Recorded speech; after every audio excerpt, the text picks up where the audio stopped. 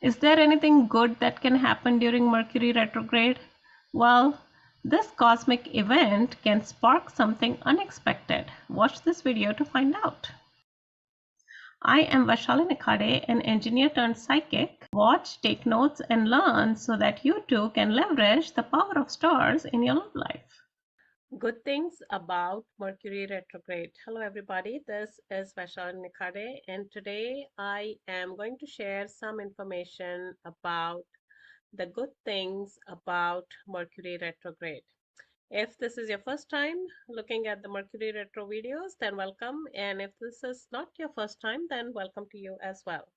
So as you're well aware, Mercury is a planet and it goes retro about 3 weeks during the year.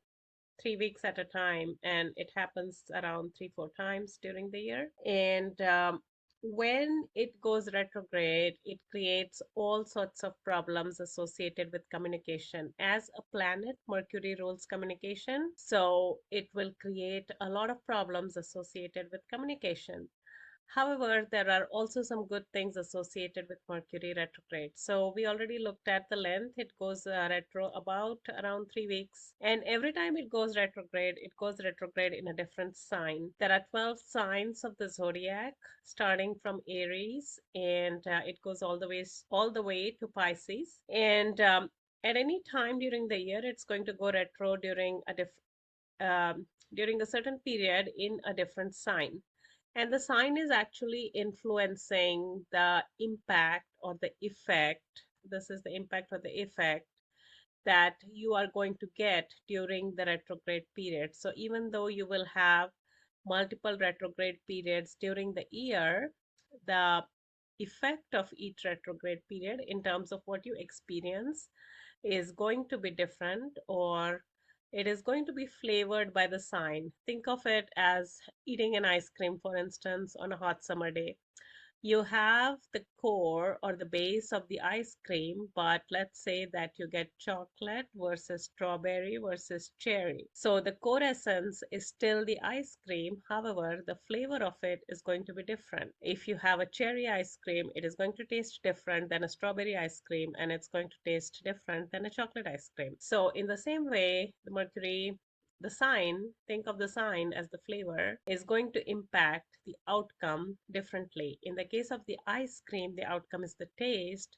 In this case, the outcome is going to be how things play out in real life in terms of communication. All right, so we are going to look at the impact on relationships here. And because Mercury is also kind of mischievous because it's a child. In terms of a planets, it's a child. And just like a child plays pranks, Mercury likes to play pranks. And all the problems that you have in communications during the Mercury retro period, they are like a form of mischief. You can think of it as a form of a prank that a child would play. Or he or she would have fun playing that kind of a prank. So we are going to look at the impact of Mercury retrograde in relationships. And in particular, we are going to look at the good things because this particular video is about the good things about Mercury retrograde. I also have a couple of videos on what to do during Mercury retro and what not to do, and I'll link them here. And in those videos, you can check out what you should be doing during the Mercury retrograde period and what not to do during the Mercury retrograde period. So for those of you who don't know me, I am an engineer turned psychic, and most of my clients or a bulk of my clients are single women or women who have issues associated with their relationships. And Mercury retro makes it just more pronounced. Whatever problems or whatever concerns or whatever issues you're having, they're going to be more pronounced during the Mercury retrograde period. So this particular example, this is a fake name of a client.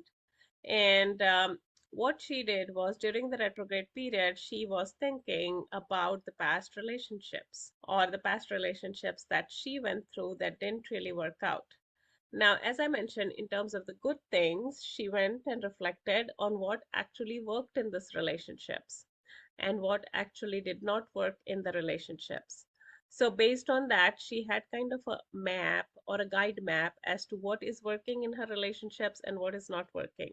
And once you know what is not working, you just have to find out how you can eliminate those things moving forward so that you don't kind of repeat history or make the same mistakes over and over again. And this is a good experiment or an exercise for you to indulge in as well. And essentially, what she came up with are common patterns. For instance, let's say that there is a pattern in communication that when she sends a message, she never hears back for, let's say, 1 day or 4 hours or 10 hours. And that is a pattern. And if that is not acceptable to her, then she can actually make that clear to the other person, or she can just kind of X out that person or click him out and choose not to communicate with her.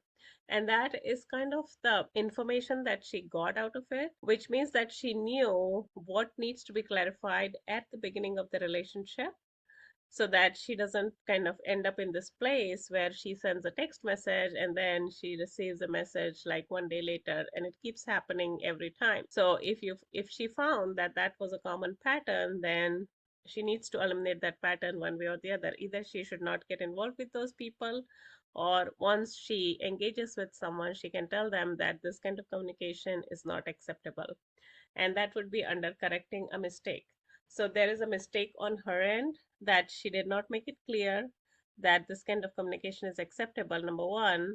And there is also a mistake in terms of making assumptions or expecting that the other person is definitely going to respond within a shorter period of time, kind of a thing. But if she lays it out more clearly for the next time, then she's not going to have this problem, because either the person is going to cooperate with her and not take a day to respond most of the times, or he's just going to continue doing what he does, and that's kind of going to tell her that she needs to kind of move forward and let go of this person.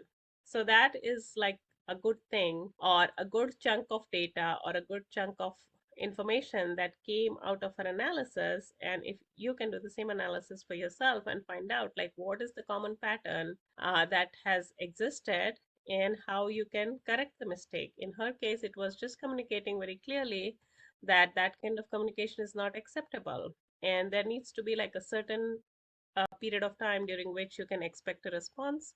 Otherwise, she can just assume that the person is not interested and move on. So this is an exercise for you, which is to find a past retrograde period. So you can just Google Mercury retrograde and then put in the year, and then it's going to just print out a bunch of dates. You can just put in Mercury retrograde dates and the current year, and then it's going to print out a bunch of dates during which Mercury was retrograde. And what you can do is during this period, you can go and do this exercise and reflect on what exactly has happened or played out in your past relationships so that you don't repeat the mistakes that have happened in the past. One more thing is, if you're already involved with someone during Mercury retrograde, then communication can get interesting. So you can just like make a note of this and see how the communication plays out during the retro period, because it's not going to be the same as it is outside a retrograde period. But all this can come only from gathering the data and just putting it together and analyzing it and seeing what exactly is happening. So if there is any other aspect of Mercury retrograde that you're curious about or that you would like me to cover, then go ahead and post that in the comments. And if you'd like to see how the stars can help you in your search for love in terms of meeting the person, then I have a special gift for you, and it is the 5 elements of cosmic secrets that can help you speed up your search. So I'm going to go ahead and put that link as well, and feel free to download it. And there's a bunch of kind of exercises that you need to do, or fill in the blank questions in there. And you'd only get the most out of the freebie if you actually go and do the work. If you just read through it and skim through it and say, oh, I know this, I know that, you're not going to get any information or any value out of it. The real value in it is putting in the work by doing the exercises. There's 5 elements. You can split it up in 5 days, 1 element a week, and it's going to take about 5 minutes a day. So just do it 5 minutes a day, and at the end of 5 days, you'll have a lot of information which will help you move forward. So you're a single woman, not getting nearly as many quality dates as you'd like, and you just can't figure out why, no matter how hard you try. Well, let me show you why. You're not leveraging the power of the stars. Stars were used for navigation in ancient times, and you too can use these stars as a GPS for you to guide you to move forward in your love life. I'm Vaishali Nikhade, an engineer turned psychic, and I would like to introduce you to the 5 elements of cosmic secrets that influence your search. I have a free guide for you called Cosmic Secrets, and in this free guide, I share each of the 5 elements that can help you fast track your search. You can work on one element per day and get to know how the stars can give you a jump start. When you're done, you can message me via email to take advantage of a special opportunity I may have for you to continue to get guidance from the stars. So click the link below and get started knowing the details of the cosmic secrets that can change your life.